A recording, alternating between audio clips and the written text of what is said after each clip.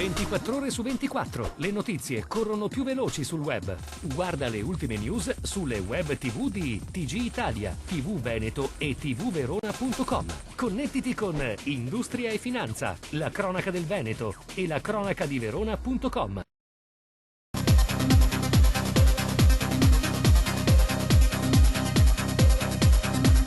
Quella del mercato selvaggio di medicinali su internet è una preoccupazione che ho già espresso in più occasioni.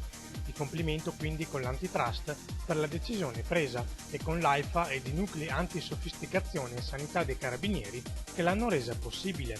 Mi auguro che altri interventi di questo tipo possano essere attivati in futuro.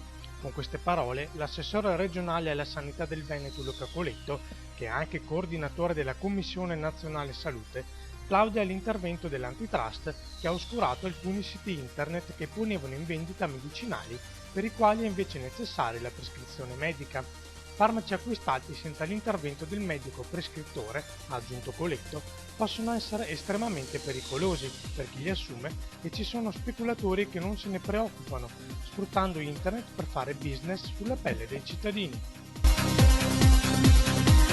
Uno dei problemi principali del Veneto è quello di non avere una propria leadership né politica né economica, dato che la parte del PDL è assoggettata a Berlusconi. Quella che fa riferimento alla Lega è comandata da Bossi e i referenti del PD sono stati schiacciati dagli ordini provenienti da Roma, per non parlare dell'incapacità della classe imprenditoriale di darsi una rappresentanza nazionale adeguata. È questa l'immagine della politica veneta degli ultimi 20 anni, che emerge dalle 288 pagine del libro I padroni del Veneto, un testo del giornalista Renzo Mazzaro, in uscita in questi giorni nelle librerie. I padroni del Veneto sono dei subpadroni, cioè dei padroni che obbediscono a padroni veri che sono altrove. La classe dirigente, la classe politica veneta prende ordini da fuori e così fa anche la classe imprenditoriale, che è più vivace ma non riesce a darsi una rappresentanza nazionale importante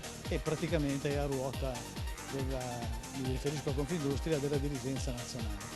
Purtroppo è così e sta andando così da molto tempo, bisognerebbe uscirne.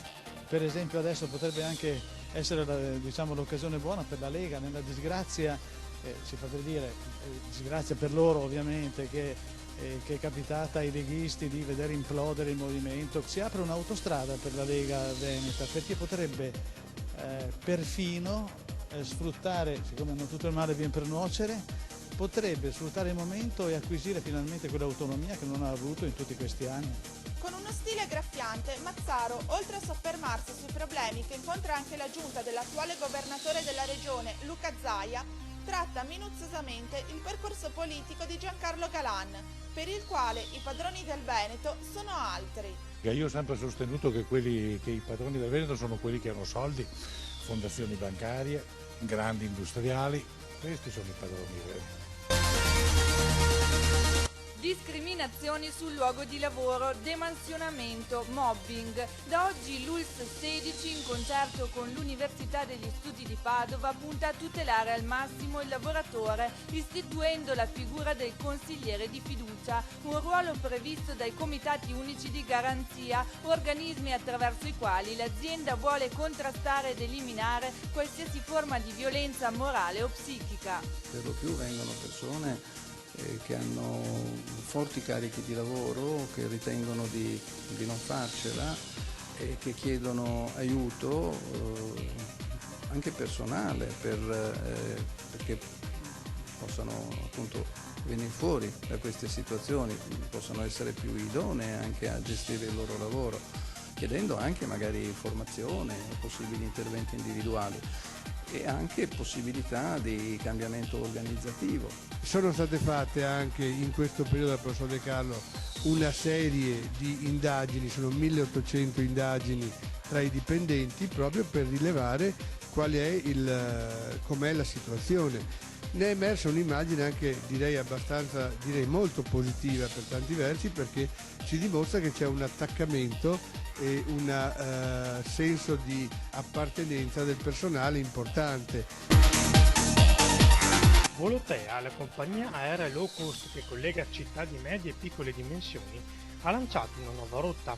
Per il 28 ottobre è infatti previsto il volo inaugurale della prima tratta che collegherà l'aeroporto di Venezia con Nantes, meta ideale per visitare i castelli della Loira e la suggestiva area della costa atlantica francese.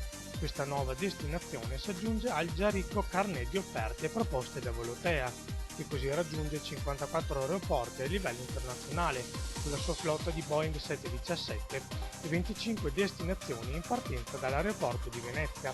Dopo Bordeaux, Nantes è il secondo collegamento diretto della compagnia aerea low cost dalla laguna verso la Francia.